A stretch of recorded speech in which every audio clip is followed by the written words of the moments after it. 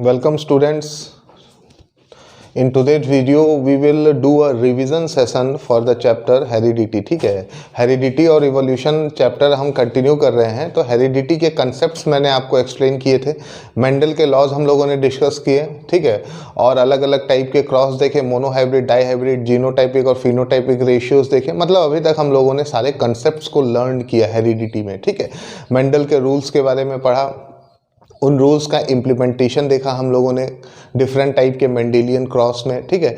तो आज के वीडियो को आप एक रिवीजन वीडियो कह सकते हैं, ठीक है। रिवीजन वीडियो का इन द सेंस मतलब जितने भी कंसेप्ट्स और क्रॉस हमने बनाना सीखा है, ठीक है, इसको अगर एग्जामिनेशन में हमारे सामने न्यूमेरिकल्स की शक्ल में आता है तो इन कंसेप्ट्स का यूटिलाइजेशन करके how can we solve the numericals related to Mendelian crosses, ठीक है।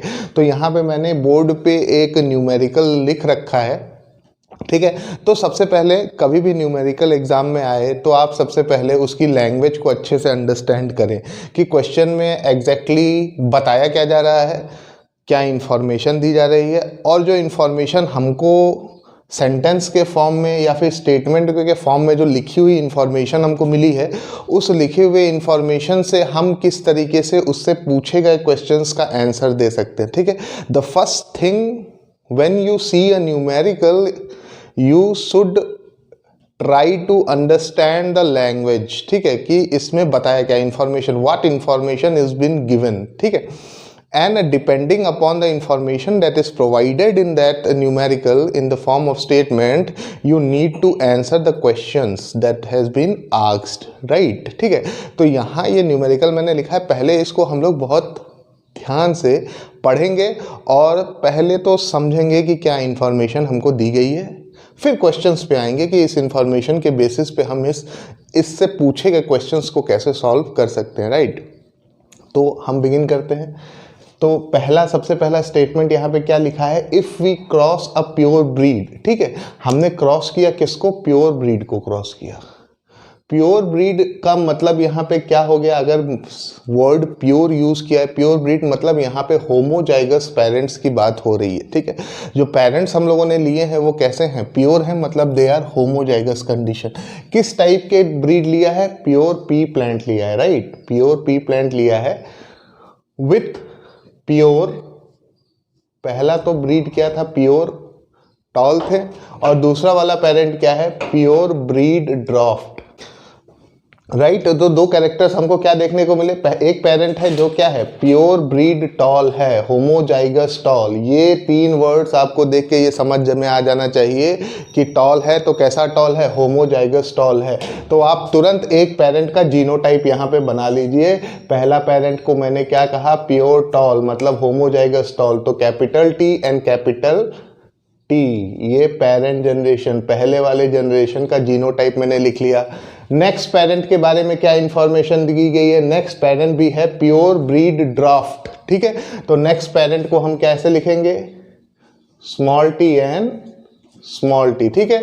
तो जो स्टेटमेंट में इंफॉर्मेशन दी है उसको एक्सट्रैक्ट आउट करके हमने पेरेंट जनरेशन का जीनोटाइप यहाँ पे निकाल लिया है।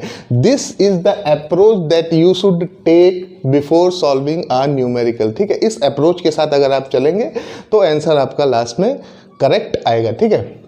नेक्स्ट क्या बताया है, if we get pea plants in F1 generation, now cross the pea plants of F1 generation, then we obtain pea plants in F2 generation, ठीक है।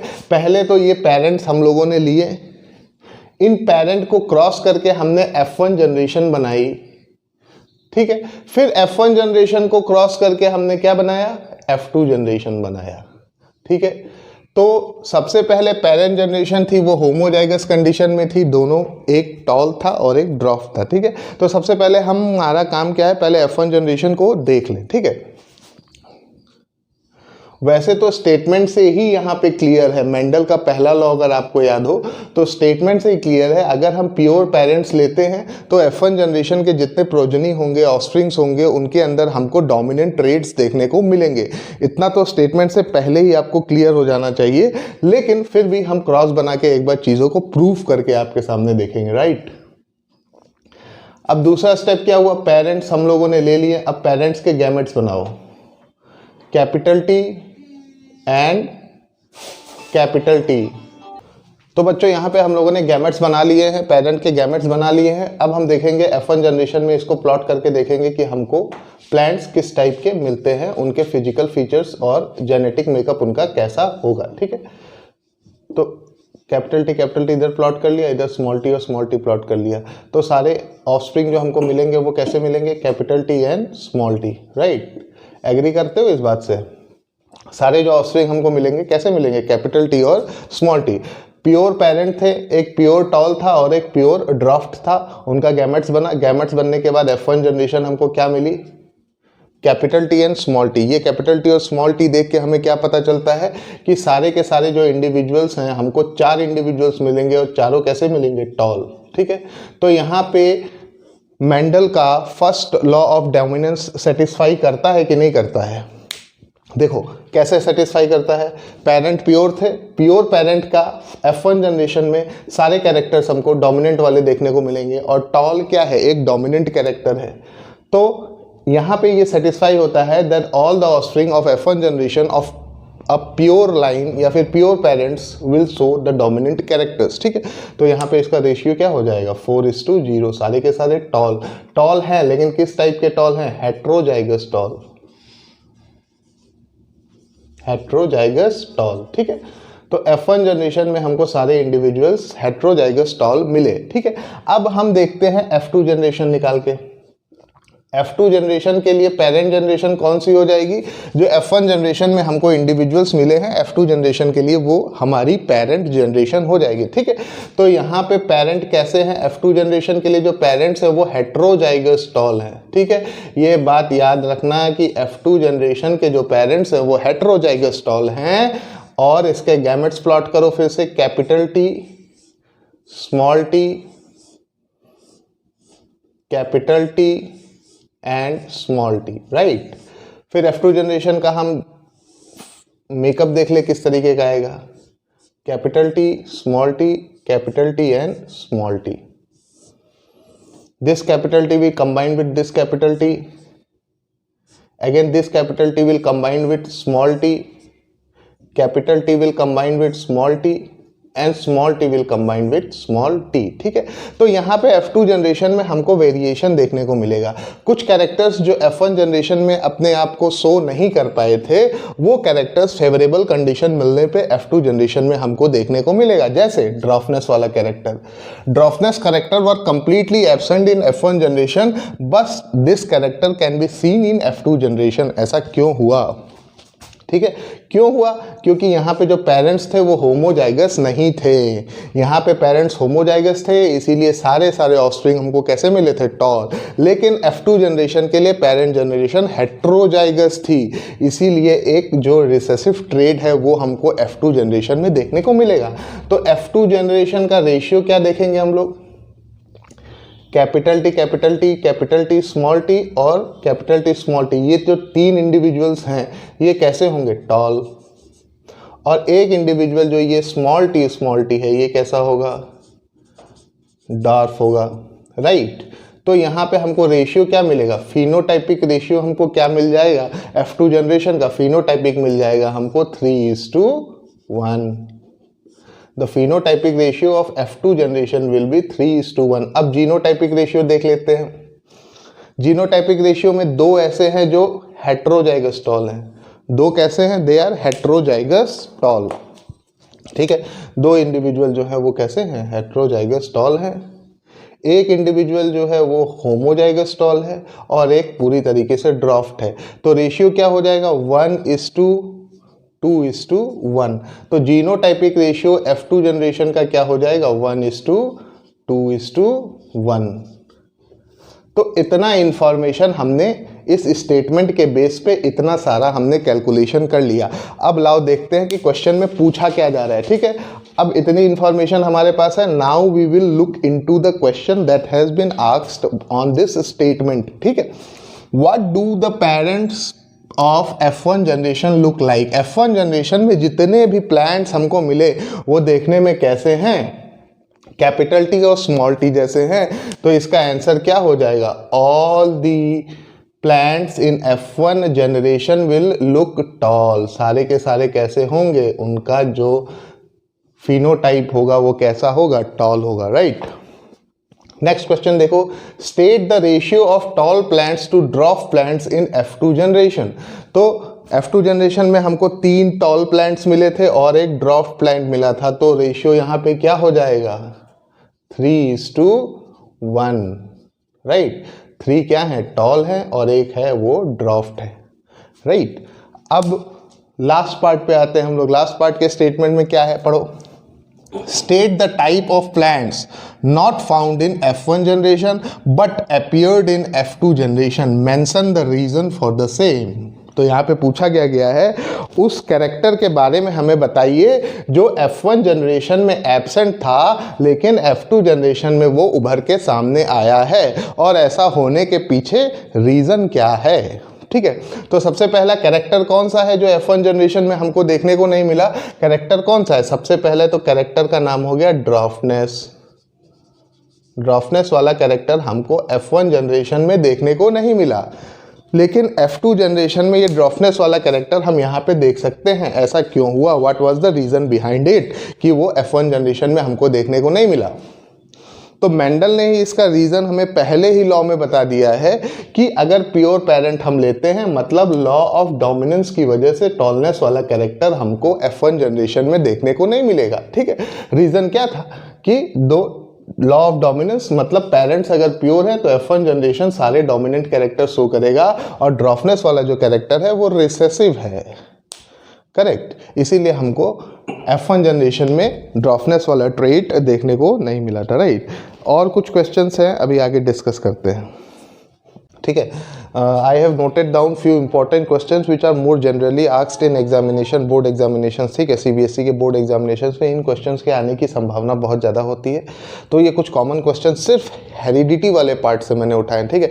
इवोल्यूशन वाले पार्ट के क्वेश्चंस मैं शायद आने वाली वीडियोज़ में डिस्कस करूँगा, ठीक है। तो इस ईयर चूँकि इवोल्यूशन पूछा नहीं जा रहा है, वो सिलेबस से कट ऑफ हो चुका है, तो मैं अभी सिर्फ हेरिडिटी वाले पार्ट से कुछ क्वेश्चंस आपको डिस्कस कर रहा हूँ, राइट।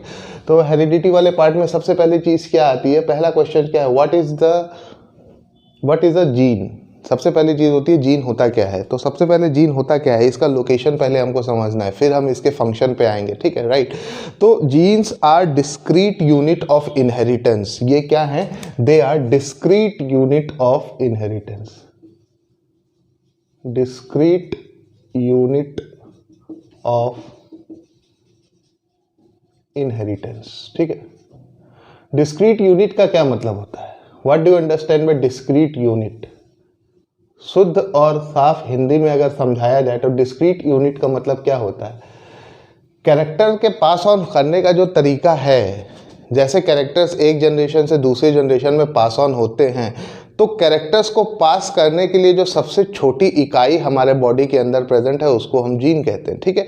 तो हर एक जीन के पास अपना पर्टिकुलर कैरेक्टर होता है जो उसको एक जनरेशन से दूसरे जनरेशन में पास ऑन करता है, ठीक है। The discrete unit, the smallest unit which is responsible for transporting characters from one generation to another is called genes. Genes located कहाँ होते हैं, थोड़ा सा ये देखो, क्रोमोसोम्स हमारे बॉडी में कैसे प्रेजेंट होते हैं, पेयर्स के फॉर्म में प्रेजेंट होते हैं। कुछ इस तरीके के क्रोमोसोम्स हमको देखने को मिलेंगे, राइट।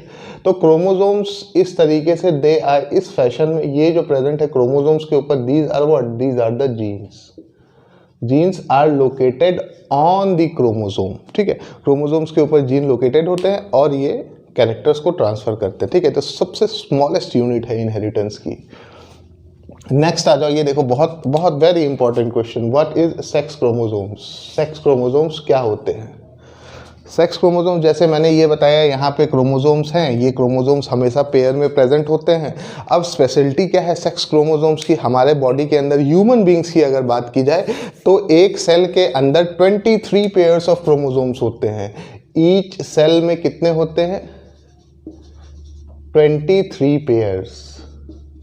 ह्यूमन बींग्स के अंदर एक सेल में 23 जोड़े क्रोमोसोम्स होते हैं, मतलब total number of chromosomes in human beings in each cell is 46, right. तो ये जो 23 पेयर्स होते हैं, इन 23 पेयर्स में से 22 पेयर्स जो हैं they are called autosomes. Autosomes, इनको हम कहते हैं ऑटोसोम्स। और जो 23वां और आखिरी पेयर है, 23rd पेयर है, इनको हम कहते हैं सेक्स क्रोमोसोम्स। इनको हम कहते हैं सेक्स क्रोमोसोम्स। अब ऑटोसोम्स और सेक्स क्रोमोसोम्स में क्या डिफरेंस है? जाहिर सी बात है इनके फंक्शन में कोई ना कोई डिफरेंस होगा, इसीलिए हमने क्रोमोसोम्स को 2 टाइप्स में बांट दिया है। तो सबसे पहले समझते हैं ऑटोसोम्स का क्या काम है और ऑटोसोम्स सेक्स क्रोमोसोम्स से किस तरीके से डिफरेंट है, राइट। तो ऑटोसोम्स हमारे बॉडी के सारे कैरेक्टर्स को गवर्न करते हैं, मतलब ऑटोसोम्स जो क्रोमोसोम्स हैं उनके पास ऐसे जीन्स होंगे जो हमारे बॉडी के सारे कैरेक्टर्स को गवर्न करेगा या उनकी इंफॉर्मेशन इस क्रोमोसोम के पास रहेगी। जैसे हमारी हाइट की इंफॉर्मेशन, हम टॉल होंगे या ड्रॉफ्ट होंगे, हमारे स्किन कलर की इंफॉर्मेशन, स्किन टोन हमारा ब्राइट होगा या डार्क होगा, ठीक है। सारी इंफॉर्मेशन, हमारे ईयर लोब्स कैसे होंगे, हमारे आईज का शेप कैसा होगा, छोटी होंगी या बड़ी होंगी। तो हमारे बॉडी के जितने भी कैरेक्टर्स हैं उनकी सारी इंफॉर्मेशन ये 22 जो 22 पेयर्स ऑफ ऑटोसोम्स है उनके पास होती है, सिर्फ एक इंफॉर्मेशन को छोड़ के जो सेक्स क्रोमोसोम के पास होती है। सेक्स क्रोमोसोम के पास कौन सी इंफॉर्मेशन होती है? Sex chromosome contains the genes for determining the sex of an individual. What do you understand by sex of an individual? होने वाला बच्चा मेल होगा या फीमेल होगा, उसको कौन एंश्योर करता है या किसके ऊपर डिपेंड करता है? सेक्स क्रोमोसोम के ऊपर डिपेंड करता है। तो सेक्स क्रोमोसोम को हमने ये क्या किया कि सेक्स क्रोमोसोम ये डिटरमाइन करेगा कि होने वाले बच्चे का लिंग क्या है, वो मेल है या फिर फीमेल है, ठीक है। तो ऑटोसोम्स और सेक्स क्रोमोसोम्स में यही डिफरेंस है। ऑटोसोम्स हमारे बॉडी के बाकी सारे कैरेक्टर्स को गवर्न करेगा और सेक्स क्रोमोसोम ये डिटरमाइन करेगा कि होने वाला इंडिविजुअल कैसा है, मेल है या फिर फीमेल है, ठीक है। तो सेक्स क्रोमोसोम का मतलब ये होता है कि it will determine the sex of the child, it will determine the sex of the child. होने वाले बच्चे का लिंग निर्धारित करता है ये, ठीक है। अब देखो दूसरा क्वेश्चन क्या आ गया? Differentiate between acquired trait and inherit trait. Acquired trait और इनहेरिट ट्रेट के बीच में क्या डिफरेंस है? इनहेरिट तो वर्ड से ही क्लियर है आप लोगों को। इनहेरिट का मतलब क्या हुआ? ऐसे कैरेक्टरिस्टिक्स जो हमें हमारे पेरेंट्स से मिलते हैं। सपोज करो किसी के हेयर का पैटर्न उसके पेरेंट्स से मिलता जुलता है, ठीक है। सपोज करो किसी के मदर का हेयर कैसा है, कर्ली है, तो उसके होने वाले बच्चे के हेयर्स भी कर्ली हो गए, तो हम ये कहते हैं कि ये जो हेयर के जो कैरेक्टर था ये इसने अपने मदर से इनहेरिट किया है, ठीक है। या फिर आवाज़, या फिर हाइट, स्किन टोन, आईज का कलर, ठीक है। ऐसे कैरेक्टर्स जो एक जनरेशन से दूसरी जनरेशन तक बहुत इजीली पास ऑन किए जा सकते हैं और देखे जा सकते हैं, उनको हम इनहेरिट ट्रेट कहते हैं। इनहेरिट ट्रेट में क्या हो गया?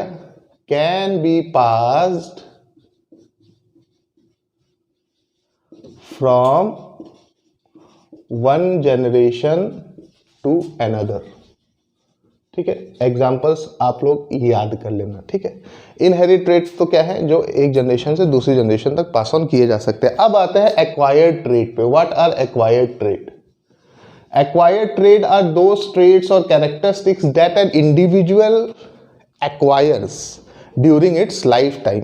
Acquired traits वो गुण होते हैं या वो बारीकियां होती है जो एक इंडिविजुअल अपने लाइफ टाइम के दौरान अपने एक्सपीरियंसेस से सीखता है। एक्सपीरियंस जैसे क्या? साइना नेहवाल बैडमिंटन खेलती हैं, तो ये कैरेक्टर तो उनको उनके पिताजी से नहीं मिला है, उन्होंने प्रैक्टिस की, अपने एक्सपीरियंस से सीखा, वो अच्छी बैडमिंटन प्लेयर बनी, तो ये उनका क्या है? एक्वायर्ड कैरेक्टर है। सचिन तेंदुलकर बैटिंग करते हैं, वो अच्छे बैट्समैन कैसे बन गए? क्योंकि उन्होंने प्रैक्टिस की, उनके पास एक्सपीरियंस है इतना ज़्यादा। तो ऐसे ट्रेट्स जो आदमी लेकर पैदा नहीं होता है, अपने लाइफ टाइम में अपने हैबिट्स की वजह से सीखता है, अपने एक्सपीरियंसेस से सीखता है। जैसे लता मंगेशकर इतनी अच्छी सिंगर है, ज़रूरी नहीं है कि उनके बच्चे भी अच्छे सिंगर बने, वो तो उन्होंने प्रैक्टिस किया, ठीक है, सारी चीज़ें करी, तो उन्होंने उसको अपने उस ट्रेड को क्या किया? डेवलप किया। लाइफ टाइम में धीरे धीरे उन्होंने क्या किया? डेवलप किया। अब सपोज करो कोई बॉडी बिल्डर है जॉन सीना टाइप का, तो कुछ ज़रूरी नहीं है उनके होने वाले बच्चे भी बॉडी बिल्डर पैदा हों, क्योंकि मसल्स उसने एक्सरसाइज करके डेवलप करी है ना, प्रोटीन खा के डेवलप किया। तो this is the basic difference between inherit trade and acquired trade. Inherit trade को ट्रांसफर किया जा सकता है एक जनरेशन से दूसरे जनरेशन में, और एक्वायर्ड ट्रेड को ट्रांसफर नहीं किया जा सकता, इसे सीखा जा सकता है, इसे पाया जा सकता है by the help of experience in our life time. ठीक है, तो ये डिफरेंस हो गया एक्वायर्ड ट्रेड और इनहेरिट ट्रेड में। क्वेश्चन पे यहाँ आते हैं, explain the mechanism of sex determination in human beings. ठीक है, mechanism of sex determination in human beings मतलब क्या? अभी आगे वाले क्वेश्चन में हम लोगों ने डिटरमाइन किया था कि सेक्स क्रोमोसोम्स क्या होते हैं, उनका काम क्या होता है। ठीक है, तो अब हम ये देखेंगे कि सेक्स एग्जैक्टली किस तरीके से, या फिर सेक्स क्रोमोसोम्स किस तरीके से सेक्स डिटरमाइन करते हैं होने वाले चिल्ड्रन का, राइट। तो सबसे पहले हम देखेंगे मेल्स के अंदर जो सेक्स क्रोमोसोम्स हैं वो किस टाइप के हैं, फीमेल्स के अंदर जो सेक्स क्रोमोसोम्स हैं वो किस टाइप के हैं। एक तरफ हम पहले मेल का सेक्स क्रोमोसोम लिखते हैं। मेल के अंदर जो सेक्स क्रोमोसोम है वो किस टाइप का है, एक्स एंड वाई, राइट। अब फीमेल के अंदर जो सेक्स क्रोमोसोम है वो कैसा है, देख लें। फीमेल के अंदर जो सेक्स क्रोमोसोम है वो एक्स और एक्स है, राइट। तो देखो यहाँ पे वैरायटी है, मेल के अंदर क्या दो टाइप के क्रोमोसोम्स है, एक एक्स है और एक वाई है। फीमेल के अंदर दोनों ही एक्स हैं, राइट। अब हम लोग यहाँ पे गैमेट की फॉर्मेशन करते हैं। गैमेट फॉर्मेशन का आपको पता है कि जब गैमेट फॉर्मेशन की प्रोसेस होती है तो किसी भी एक जीन के दोनों एलील्स सेपरेट हो जाते हैं। तो यहाँ पे गैमेट्स बनाया हम लोगों ने, एक के पास एक्स जाएगा और दूसरे के पास वाई जाएगा। फीमेल के साथ दोनों ही एक टाइप के हैं तो एक्स और एक्स, राइट। अब इसको क्रॉस करके देखेंगे, this x can combined with this x, तो हमको क्या मिलेगा, एक्स और एक्स। इस केस में होने वाले बच्चे का सेक्स क्या होगा, एक्स और एक्स, मतलब it will be a girl child. ठीक है, अब ये एक्स इस एक्स के साथ अगर कंबाइन करता है तो एक्स और एक्स, यहाँ पे भी हमको क्या मिलेगी, गर्ल चाइल्ड। होने वाला जो बच्चा होगा वो क्या होगा, गर्ल होगा। अब वाई से करते हैं, ये वाई अगर इस एक्स के साथ करेगा तो एक्स एंड वाई, तो इंडिविजुअल कैसा होगा, एक्स और वाई, तो ये क्या होगा, मेल होगा या फिर बॉय। ठीक है, ये वाई अब इस एक्स के साथ करेगा तो X and Y again male. तो इससे हमको क्या समझ में आया, इससे ये समझ में आया कि होने वाले इंडिविजुअल का सेक्स मेल होगा या फीमेल होगा, उसके चांसेस क्या रहते हैं, 50-50%। 50%, क्योंकि 50% केसेस में हमको क्या मिल रहा है, मेल मिल रहे हैं, और 50% केसेस में फीमेल मिल रहे हैं। ठीक है, तो होने वाले बच्चे का सेक्स मेल होगा या फीमेल होगा, इनके चांसेस क्या होते हैं, इक्वल होते हैं। ठीक है, बाकी और इवोल्यूशन वाला पार्ट हम लोग नेक्स्ट वीडियो में डिस्कस करेंगे।